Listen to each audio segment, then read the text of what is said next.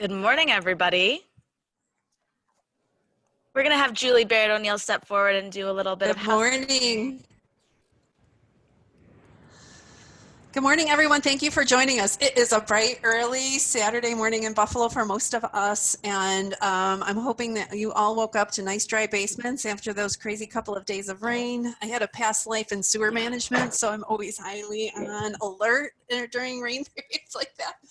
But I'm the executive director of LISC Western New York, and it is a real privilege to be spending today with you, particularly on the whole topic of equitable neighborhood development and revitalization.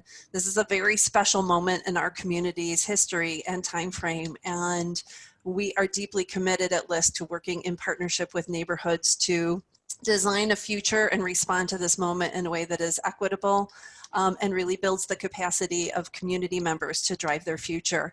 I am part of a very, very large team, both at the local and the national level. And so I wanted to just quickly acknowledge the rest of the team that's going to be supporting today's event.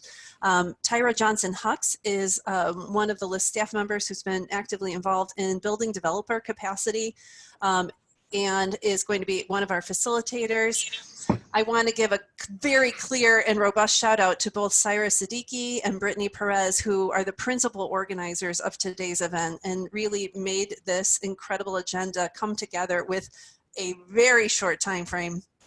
And they will be sharing MC responsibilities and also serving as facilitators during the breakout sessions. Kate Rebhan, who does a lot, is part of the LISC team as well, is managing our Facebook Live feed today. This is a little bit of an experiment for everyone in the LISC team, and so if you have advice, gentle suggestions as we navigate or want to participate in that process, please do so. Anshaya and Jake are our amazing digital and events management consultant, and they're both going to be helping us with timekeeping and also all of the meeting logistics. If you have any questions or are having tech difficulties, please just reach out to them in the chat. I want to recognize we've been working closely with the UB Studio course from Zoe Hempstead's studio, and they are going to be helping out in our breakout sessions today as note takers.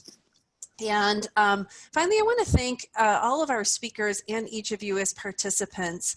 This has really come together with a beautiful agenda and an incredible number of artists, community organizers, leaders willing to generously bring their time and talent to this conversation. And it's really going to dramatically shape how the day's events go. So I just want to take a moment to thank each of you for bringing your whole self into this moment in conversation. And finally, like all good nonprofits, I would be remiss if I didn't recognize that we wouldn't be able to do this work. Our staff wouldn't be able to feed their families. We wouldn't have the privilege of doing this as our jobs and careers if not for the funders and the LISC Local Advisory Committee team. And so again, we all are needing to do the work, and so we appreciate very much their financial support. That's my NPR style announcement.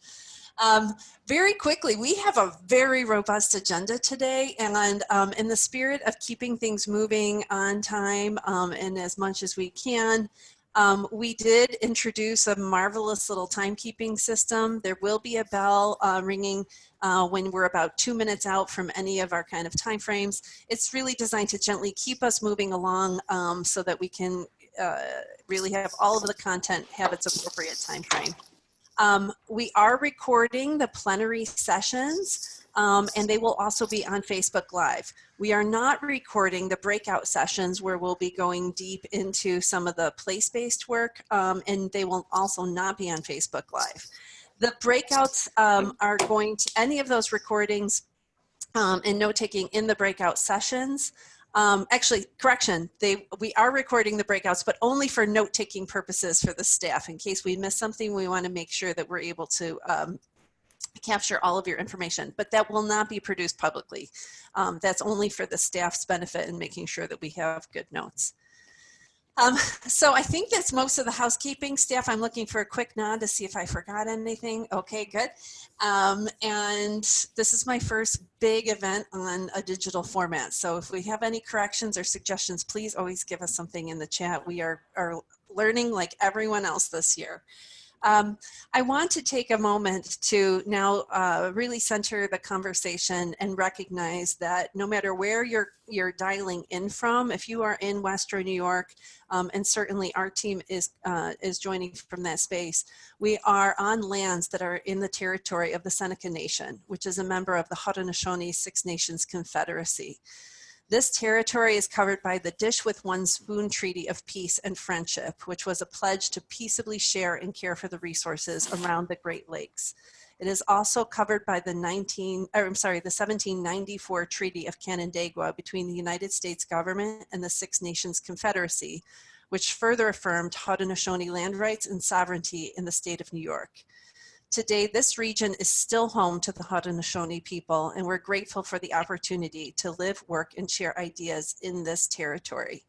I am deeply honored to welcome my dear friend, Michael Martin, who is an Onondaga of the Beaver Clan from the Six Nations of the Grand River Territory in Southern Ontario, and Executive Director of Native American Community Services here in the city of Buffalo.